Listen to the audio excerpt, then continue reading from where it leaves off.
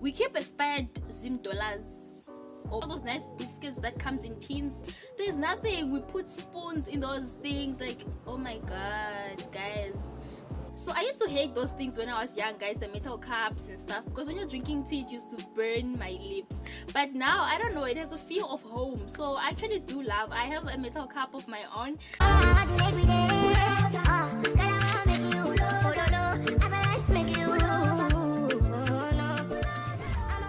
What is good, tea gang? It is your girl T. Welcome back to my YouTube channel. If you're new to this channel, please don't be shy to smash the subscribe button down below. Turn on your post notifications to get notified every time I post a video. Baby, guys, today we outside again. Guys, it's been load shedding. Like, yo, it's always catching me off guard. So I can't really shoot indoors because it's a bit dark. And at least there's a better lighting outside. And I really need to shoot this video. So guys, today I am back with another lead banger video. So today we are going to be talking about the 10 things that every Zimbabwean household has.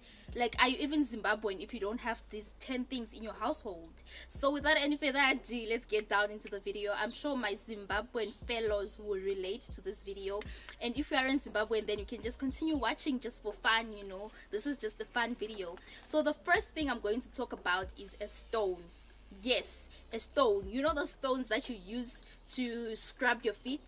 You know, you guys use this fancy stuff to scrub your feet. I don't know all the fancy stuff y'all be using to scrub your feet.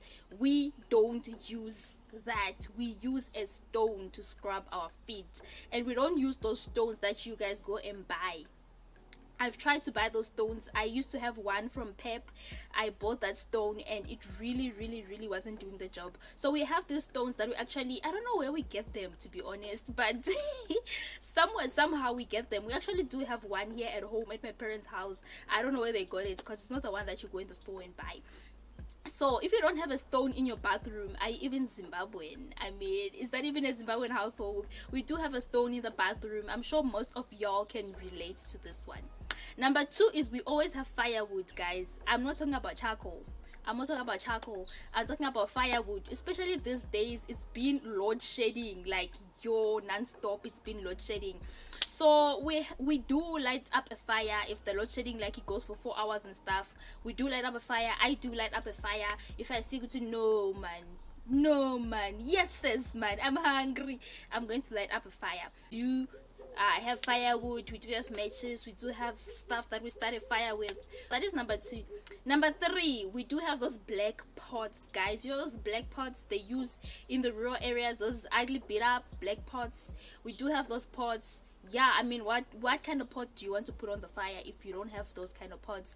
Because those fancy nice pots you buy in those fancy nice stores, you can't really put that kind of pot on the fire. So we have those big black pots, even the smaller yana ones, you know, those pots for the fire.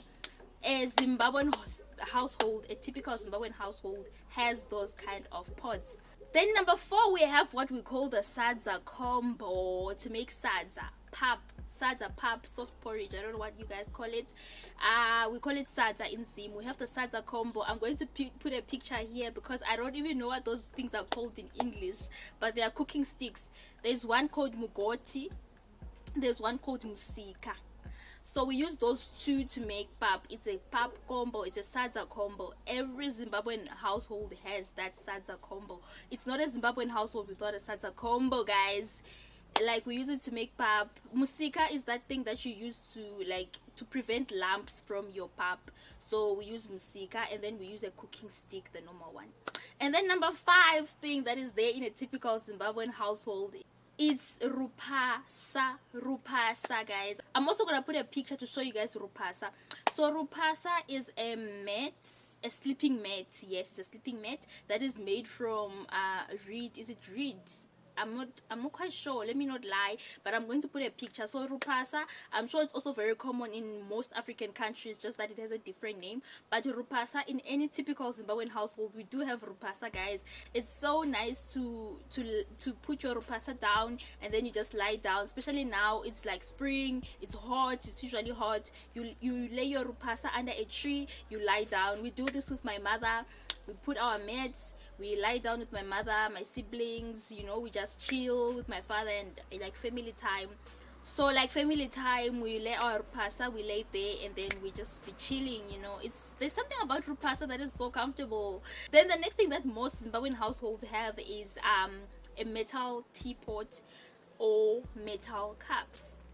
So I used to hate those things when I was young, guys, the metal cups and stuff, because when you're drinking tea it used to burn my lips. But now I don't know, it has a feel of home, so I actually do love. I have a metal cup of my own that is there at my own place. At my parents' house they don't have metal stuff, but I do.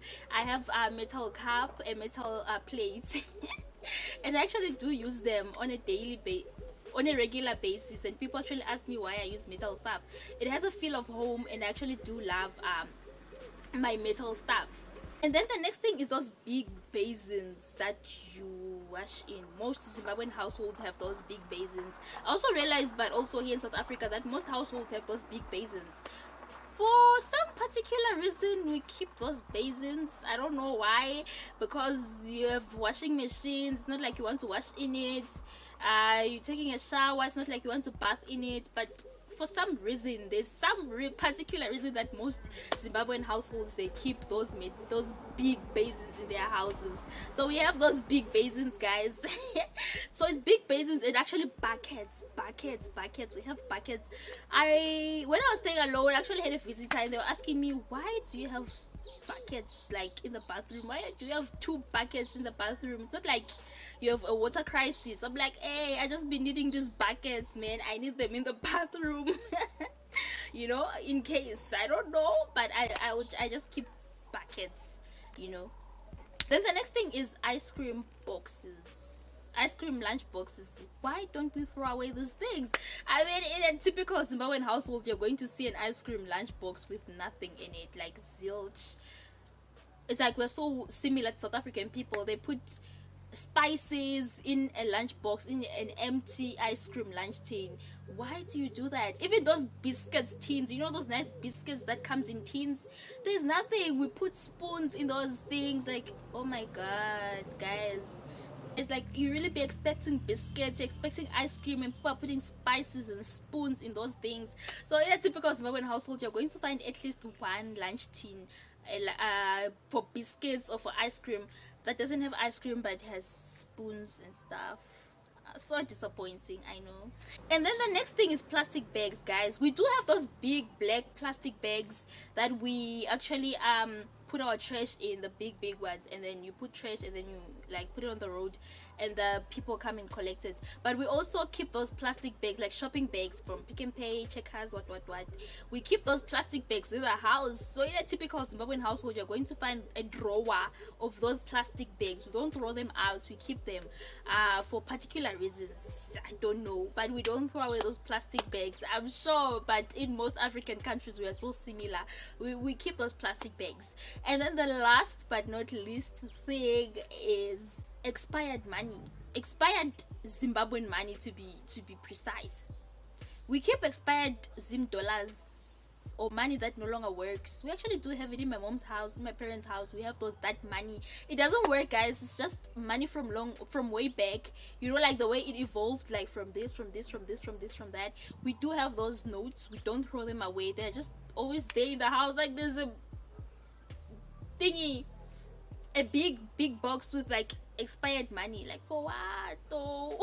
And I'm sure most Zimbabweans do that. They keep that expired money. But I actually remember there's a year in Zim where we used to have a 2 liter of coins. You know, a 2 liter of coins, like coins that used to work like years ago when we were still like kids. And then suddenly, you know, in Zim, like it's always like a switch up. They announced that money is now working, guys. They said that money from way back it's working. Did we not rush to the stores to spend those coins until they were finished? And within a week it was no longer working. I'm out of that country. Anyway, that's by the way. So I'm just saying, keeping expired money, who knows, maybe one day it's going to work. You never know with Zim, it's full of surprises. But anyway, guys, we have reached towards the end of this video. So if you enjoyed this video, please give it a thumbs up, share this video to family and friends, and I will see you guys in my next video. If you're coming past this channel for the very first time, then please subscribe to my YouTube channel. We are on the road to 3K subscribers, baby. So I will see you guys in my next video. Bye.